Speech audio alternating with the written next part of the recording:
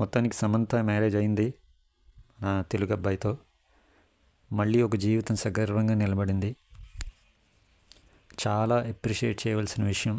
ఎందుకంటే మయోసైటిస్ అనే భయంకరమైన డిసీజ్, ఎక్స్పర్ట్స్ కూడా చెప్పింది రికవరీ అనేది చాలా కష్టం, లైఫ్ చాలా స్ట్రగుల్తో ఉంటుంది అన్న స్టేట్లో నుంచి మెంటల్గా ఫిజికల్గా బాగా డౌన్ అయిపోయిన స్టేట్ నుంచి, పెద్ద హోప్స్ లేని పరిస్థితి నుంచి అసలు ఆమె పైకి లేవటం, విపరీతమైన ట్రోల్స్. ఆమె డైవర్స్ విషయంలో కూడా విచిత్రంగా అందరూ ఆమెనే బ్లేమ్ చేశారు, తెలిసినా తెలియకపోయినా. వాటన్నిటినీ దాటుకున్న స్టేట్లోంచి బయటకు రావడం అనేది డెఫినెట్గా ఇన్స్పిరేషన్గా తీసుకోవాల్సిన విషయమే. ఇక ఈ మ్యారేజ్లో ఒక ఇంట్రెస్టింగ్ విషయం ఏంటంటే మ్యారేజ్ జరిగిన విధానం. ఆమె ఫోటో షేర్ చేసినవి చూడగానే చాలామందికి అర్థమైపోయి ఉంటుంది. అవి సద్గురు ఆధ్వర్యంలో జరిగిన మ్యారేజ్ అని అర్థమవుతుంది. ఆమె పెద్దగా డీటెయిల్స్ అని చెప్పకుండా జస్ట్ ఫొటోస్ మాత్రం షేర్ చేసింది. సో మనకి తెలిసింది ఏంటంటే ఆ మ్యారేజ్ భూతశుద్ధి వివాహ ప్రక్రియలో జరిగింది. ఒక భూతశుద్ధి వివాహం అనేది సద్గురు ఇషా కేంద్రంలో జరుగుతుంది. అసలు భూతశుద్ధి అనేది పెళ్ళి కోసమే కాకుండా అదొక ప్రక్రియ. అక్కడికి వెళ్ళిన వాళ్ళు ఒక ప్రత్యేకమైన ఒక అమౌంట్ పే చేసి ఎన్రోల్ చేసుకుంటే భూతశుద్ధి అనేది చేస్తారు. అంటే మనలో ఉన్న 5 ఎలిమెంట్స్ని శుద్ధి చేయటం అనేది పేర్లు క్లియర్గా అర్థమవుతుంది. కానీ సద్గురు ఒక పవిత్రమైన మ్యారేజ్ సెరమనీని కూడా క్రియేట్ చేశారు. చాలా అద్భుతమైన కాన్సెప్ట్ అది, చాలామందికి తెలియదు. ఈ వివాహం అనేది ఇషా కేంద్రంలో ఉన్న లింగ భైరవి దేవి సమక్షంలో ఆమె దగ్గర ప్రమాణం చేసి ఆమె ఆశీస్సులు పొందే విధంగా ఉంటుంది. సో లింగ భైరవి అనేది ఫెమినైన్ ఎనర్జీకి ప్రత్యేకగా ఆయన తయారు చేశారు. ఎంతో రీసెర్చ్ చేసి సద్గురు చాలా కష్టపడి చేశారు. ఇప్పుడు అనేక మంది సెలబ్రిటీస్ లింగ భైరవి ఆరాధన చేస్తున్నారు. సో ఒక ఎన్లైటెండ్ స్టేజ్లో ఉన్న సద్గురు లాంటి మాస్టర్స్ని కొంతమంది క్రిటిసైజ్ చేస్తారు, మూర్ఖులు. ఒక స్థాయిలో ఉన్న వాళ్ళు చేసే పనులకు, లేకపోతే వాళ్ళు ఇచ్చే ఒక్కొక్క స్టేట్మెంట్ గురించి మనం మెజర్ చేయడం, జడ్జ్ చేయడం అనేది మూర్ఖత్వం. వాళ్ళు మహానుభావులు కాబట్టి ఎంతోమంది జీవితాలు ఒక గాడిన పడుతూ ఉంటాయి.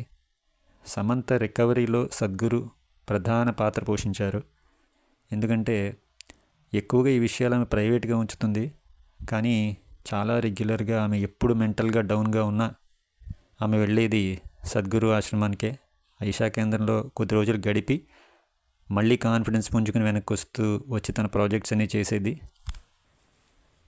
ఈ డిసీజ్ వచ్చిన తర్వాత ఆమె సద్గురు సజెషన్తో లింగభైరవి ఆరాధన మొదలుపెట్టింది.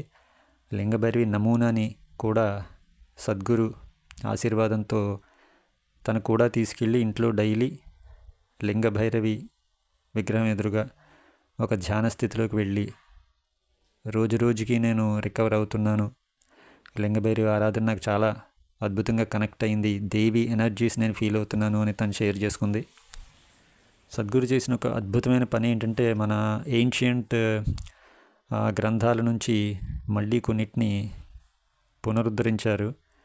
ఈయన ప్రత్యేకంగా చేసిందంటే మ్యాస్క్యులైన్ ఎనర్జీస్, ఫెమినైన్ ఎనర్జీస్కి ఒక separate energy centres, energy points ఆ ఆశ్రమంలో క్రియేట్ చేశారు.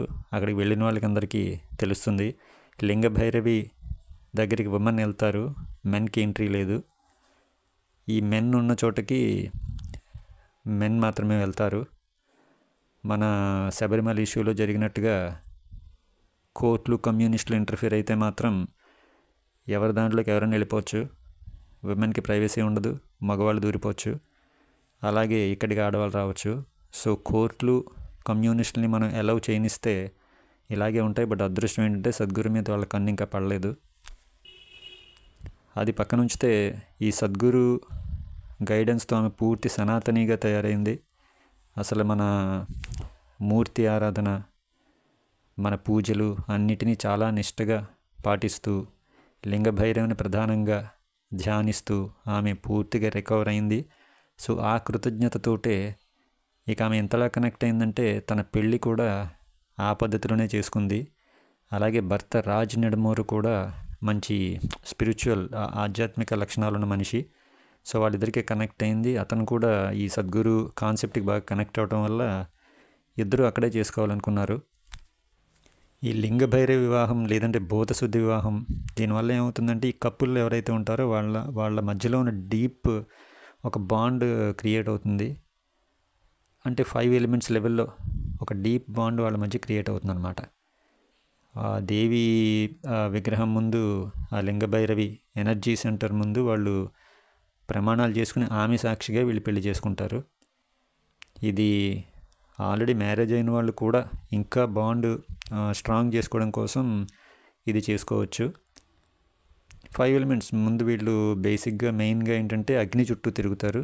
అగ్ని, ఫైర్ సాక్రిఫైస్ అని చాలా ఇంపార్టెంట్ ఉంటుంది అక్కడ. ఫైర్ చుట్టూ తిరుగుతారు.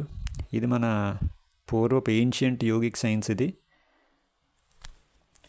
సద్గురు మాటల్లో అయితే ఏమంటారంటే, 2 జీవితాలు ఒక్కటైపోయే బంధం పెళ్ళి. అలా అవడంలో ఒక బ్యూటీ ఉంటుంది.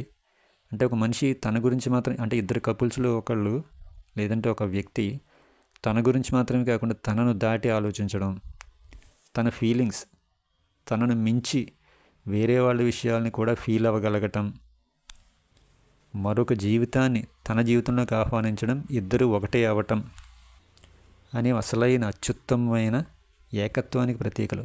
అంటే ఏకం అయిపోతారు ఇద్దరు. సో ఇది సద్గురు చెప్తారు. ఇక్కడ మ్యారేజ్ చేసుకోవడం అంటే దేవి ఆశీస్సులు పొందటమే. ఎంతోమంది మన సెలబ్రిటీస్, విమెన్ సెలబ్రిటీస్ ఈ లింగభైరవి ఆరాధన బాగా చేస్తున్నారు. చాలా అద్భుతంగా కనెక్ట్ అవుతున్నారు. మన ఫెమినైన్ ఎనర్జీస్ శుద్ధి అవ్వాలన్నా, డెవలప్ అవ్వాలన్నా, దేవి ఆశీస్సులు కావాలన్నా అక్కడికి వెళ్తారు. అలాగే ఈ భూతశుద్ధి అనేది మనలో పంచభూతాలని 5 ఎలిమెంట్స్ ఉంటాయి కదా, వాటిని శుద్ధి చేసే ప్రక్రియ. అంటే భూతశుద్ధి వివాహం అంటే ఆల్రెడీ ఒకవేళ జరిగినా కూడా మన వివాహానికి ప్రాణప్రతిష్ఠ చేసుకోవడం లాంటిది. అంటే వీళ్ళ వివాహంలో ఒక లైఫ్ ఎనర్జీ మనం కాన్సన్ట్రేట్ చేసుకోవడం లాంటిది అన్నమాట. సో సమంతకి కంగ్రాచులేషన్స్. ఆమె ఇప్పుడు హ్యాపీగా ఉంటుంది. ఆమె స్ట్రగుల్ ఫేజ్ ఏదైతే ఉందో అదొక గ్రేట్ లెర్నింగ్ ఎక్స్పీరియన్స్. ఆమె నుంచి ఖచ్చితంగా మనం నేర్చుకోవచ్చు. కానీ ఎంటైర్ ఎపిసోడ్లో ఏదైనా చిన్న లోటు, అసంతృప్తి సమంతకి ఉండి ఉంటుంది అంటే అది ఆమె తండ్రి జోసెఫ్ ప్రభు. ఆయన పాపం లాస్ట్ ఇయరే చనిపోయారు. ఆమె స్ట్రగుల్ అంతా చూశారు. ఆయన చాలా చాలా బాధపడి చాలా సాడ్గా అయిపోయిన ఫేజ్ అంతా చూశారు. ఎంతో బాధతో ఆయన వెళ్ళిపోయాడు తప్ప ఇంకొక సంవత్సరం ఆగి ఉంటే ఈ అద్భుతమైన సమంత మొహంలో ఆనందాన్ని చూసేవాడు ఆయన. సో కొన్ని జీవితాలు అలాగే ఉంటాయి. నిన్న ఎందుకు సెలెక్ట్ చేశారు, సద్గురు ఎందుకు సెలెక్ట్ చేశారు? నిన్న గీతా జయంతి, అలాగే మోక్ష ఏకాదశి కూడా ఒక అద్భుతమైన రోజున, గీత ఉద్భవించిన రోజున వీళ్ళిద్దరూ తమ రాతను మార్చుకున్నారు, ఏకమయ్యారు. అలాగే లింగభైరవి ఆరాధనలో, భగవద్గీత మార్గంలో వీళ్ళిద్దరూ ప్రయాణించాలి అని మనం కోరుకుందాం. All the best the couple.